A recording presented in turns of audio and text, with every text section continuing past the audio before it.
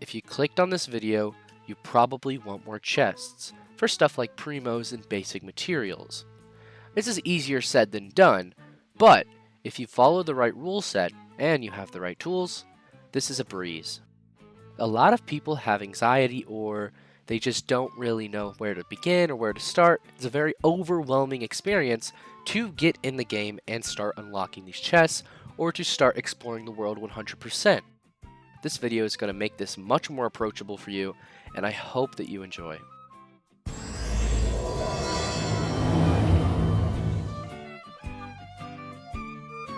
I gotta put up a disclaimer. If you're a new player, I do not suggest going around and looking for chests. I just think it's a waste of your time, especially if you don't have the compasses. If you don't have the compass, which is the most vital element to this entire charade, then no, don't do it. It's not worth it. Now let's get into the tips that are built for you. Number 1, always have your compass equipped. If you don't have the compass, but you still want to explore, you're dead set on this. The compass is actually quite simple to get.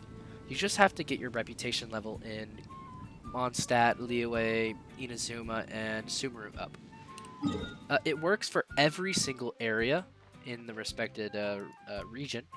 So if you're in Liyue, it works in all 5 regions. It's amazing. Highly suggest getting the compasses for every single region. So once you equip it in your inventory, will activate, and it will point in the direction of a chest. So I'm not sure where this chest is. The great thing is once you get close or in the right area, you can just use the compass again.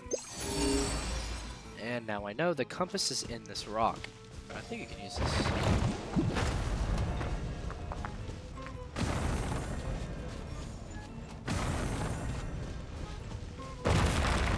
And voila, the compass reigns again.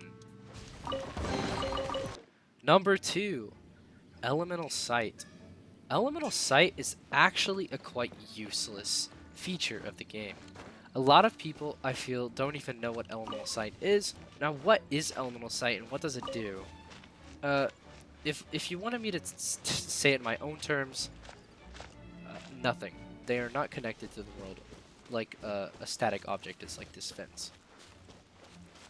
They will glow. Now that's pretty interesting. I mean, it's not very interesting, and it doesn't really serve any purpose. You can also see this plant that can be interacted with also glows. So why am I telling you this, and what does it have to do with chest hunting and everything that can be interacted with, like a puzzle, can glow? If you have Genshin open on another monitor or on another device, I want you to come to this location, and I want you to go where I go. If you come past the sundial thing, up on top of this hill, you may not notice anything at first, but once you use Elemental Sight, one thing becomes very clear. There's a rock pile here that not a lot of players know about, and I mean not a lot of players know about this rock pile. I have been to many worlds, and their worlds were stuck at 99% Starfell Valley. Nobody knows about this. And I mean, I don't mean to say nobody, but really not a lot of people do. Upon destruction, you get a common chest. A lot of people have gotten 100 this way. You'll notice these barrels glow green, which means obviously you should destroy them. If it can be interacted with, you should attack it or destroy it. You have to do the little stuff. Destroying everything, killing everything, exploring everything is a must. I would probably rank Elemental Sight at about the same level as the compass.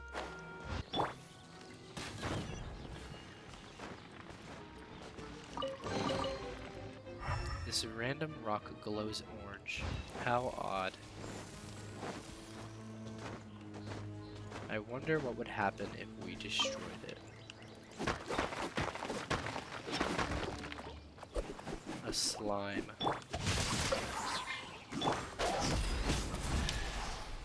Will you look at that? We're gaming. too easy? After you have the compass in check and you have your elemental sight ready, we can get on to number 3, which is guides. Do not be afraid to use guides. Guides are really good, and if you really just don't want to waste a lot of time, they can be a huge time saver. I get why some people might be anal about guides. They just don't want to ruin the authentic experience. But I don't care. That is a waste of time. Use a guide, please. If you don't want to use a guide, however, you could use an interactive map to start charting down the chest you have found. I would say using an interactive map might be a little less authentic than just watching a video. I mean, if you really care about that type of thing.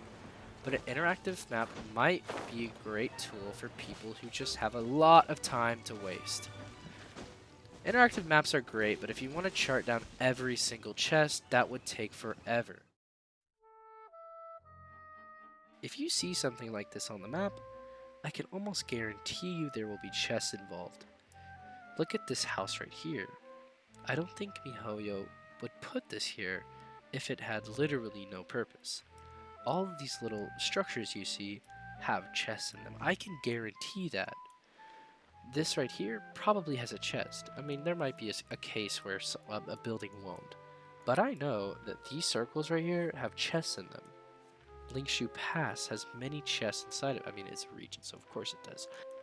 So then, once you've gone to all these structures, where's all the loot? This area doesn't look like it has anything. These totems right here are not visible on the map. This cave entrance is definitely not visible on the map. Another example of good routing is walking. Stop using waypoints all the time.